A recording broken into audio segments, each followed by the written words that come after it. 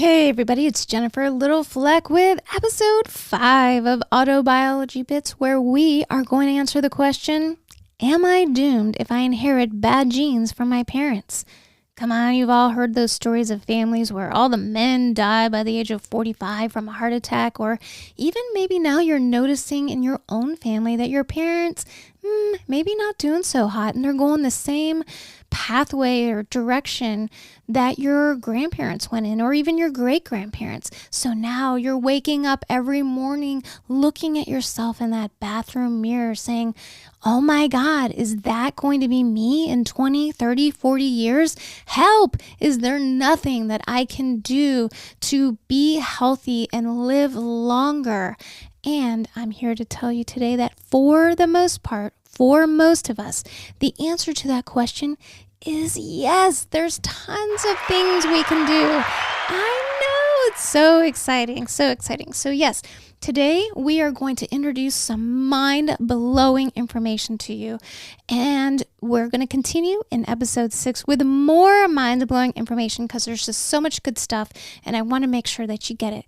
So sit back, listen, and let's begin with episode 5, part 1 of Am I Doomed? Welcome to Autobiology Bits, the podcast where you can hear real-life biology stories from a quirky maven to help you become an expert on your own biology. If high school biology had been as interesting as this podcast, you might have become a doctor. Introducing Chief Autobiologist, JLF. All right, we are going to start off with a little story about when I was in high school and I started learning about all this stuff from my awesome science teacher in high school. I went to Cumberland Valley High School in Mechanicsburg, Pennsylvania, and I had this amazing science teacher, Mr. Gene Wingert, and he introduced me to something called the Human Genome Project, and it changed my life. When I heard that scientists were able to map out the entire human genome to figure out the entire blueprint for making a human being, I was like, oh my God, I have to be part of this. I love it. I love it. I love it. And of course, by the time I got to college and understood how to do even basic gene research, they had already mapped it all out. And I was kind of bummed, but you know what? Some seriously awesome stuff happened afterwards that was even more important than that. They realized that you could change the expression of your genes in real time. And that is the basis for why you are not doomed. All right, but first, I want to make sure that we all know some basic terminology here. So I'm going to go over a few things. It'll be quick, I promise. All right, so what is a gene? Well, the gene is the basic physical unit of inheritance. You probably all know this. These are the portions that get passed down from parents to kids, and they contain all the information needed to specify the traits. Now, genes are made up of base pairs of 4 basic molecules: adenine, cytosine, guanine, and thymine. And you'll see these abbreviated as ACGT. And when these base pairs come together in different combinations, they form like the rungs of a ladder, one after another, until they become really, really long and they twist up a little bit, which is why you often see DNA as pictured as a double helix, and that's why. Now, a gene can be as short as a few hundred base pairs long or many, many thousands. For example, the breast cancer genes that have been identified of increased risk for breast cancer, the BRCA1 and BRCA2 genes, for instance, they are very, very long and huge. But some beta globulin, proteins, on the other hand, in your blood is only a few hundred of these. Now, a gene, for a good way of thinking about it, it's like a packet of information. What does a gene do? It codes for proteins, by and large. Of course, in DNA, this gene doesn't do all the work. It's the protein that does most of the work. Now, oftentimes, because of mixtures and gene splicing, a gene can produce multiple proteins. And of course, there are genes that don't function, that make proteins at all, but most of the time that they do. Now, genes are arranged one after another on structures called chromosomes. And a chromosome contains a single long DNA strand, like I was telling you about earlier, that kind of, starts to get twisty after a while. And that's exactly what it does. It gets twistier and twistier and twistier. In fact, chromosomes are so tightly wound around these other structures called histones. And this is really important for some of my explanation coming up. So you have all these genes that forms this big long strand that gets wound super, super tightly, which ends up being a chromosome. And these chromosomes are wound around something called histones, and it's all so that it can fit inside the nucleus of a cell. Now, there's also a chromosome in the mitochondria of each cell, which is where all of your energy comes from. And that is a whole other discussion. But for right now, we're going to talk about all the chromosomes that contain the genes that are in the cell nucleus, all right? And they're all the same. Every single cell in your body contains the same genetic information. I know you're wondering, how can this be possible that all of our cells contain the same information? We'll get there. Just hang with me. Now, humans have approximately 20,000 to 25,000 genes arranged on these chromosomes. The genome is what you call the entire set of genetic instructions found in the cell. So that's what I was talking about earlier. All these genes on the chromosomes inside the cell, that's your genome. And human genes commonly have around 27,000 base pairs long. So those AGCTs, 27,000 of those pairs. Some of them have up to 2 million base pairs. But when you take the entire set of 23 chromosomes, it contains approximately 3.1 billion bases of DNA sequence. What does that mean? That is why your brother and sister can look so entirely different from you, yet you all came from the same parents. I know. This would have been really helpful, when we wondered if my sister was the milkman's kid. You know what I'm saying? When I was young. But no, seriously, that's why you can look so different from each other and be in the same family. Now, there's something really awesome that the Human Genome Project discovered that they were totally not expecting. This is some pretty serious, aha moment here. They discovered something called copy number variation. Now, that's when the number of copies of a particular gene varies from one person to the next. So basically, up until now, we thought, okay, you get one from your mom and one from your dad, so you have 2 of every gene. Well, guess what? They found out that that's not the case a lot of times. Sometimes, from brother to sister, you can have 2 copies of a gene and your brother might have 3, and another sibling might have 4, and yet another sibling might have 5. They totally did not expect this. And not only did they see it, they realized it was relatively common.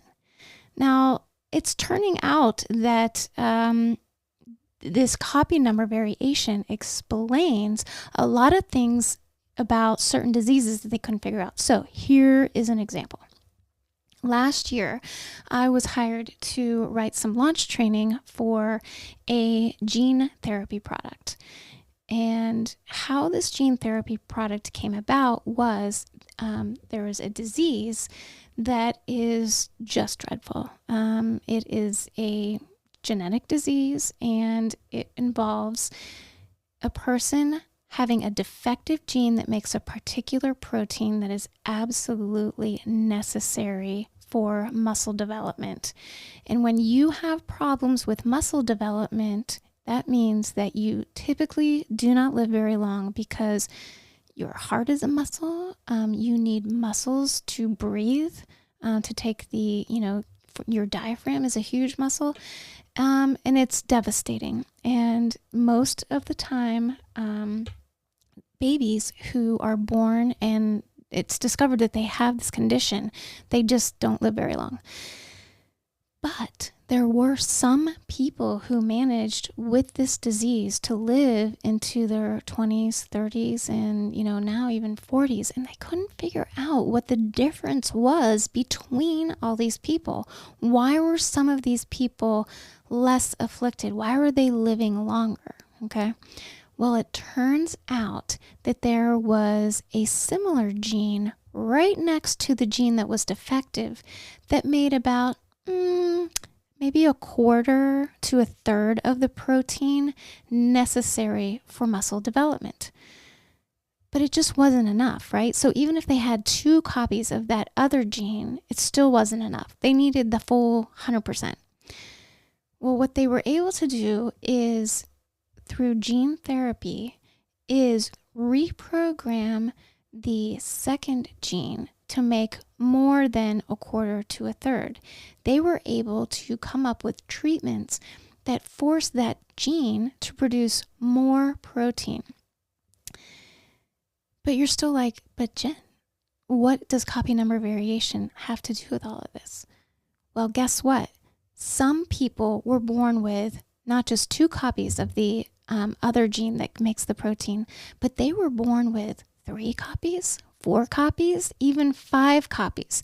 So the people that were born with 5 copies, I'm not going to say they were mildly afflicted because, this is just a devastating disease. But they could produce pretty significant amounts of that protein compared to the person that only had 2 copies of the protein producing genes. So that was the explanation that they were looking for. That was a huge aha moment for this disease state, understanding that there was copy number variation in these genes. So now back to the other question that I know you were thinking earlier, which is when I told you that every single cell in your body contains the same exact DNA. So you're like thinking to yourself, well, Jen, how does a heart cell then know to become a heart cell? How does a skin cell know how to become a skin cell? And that, my friends, is what epigenetics is all about. And that is what came after the Human Genome Project.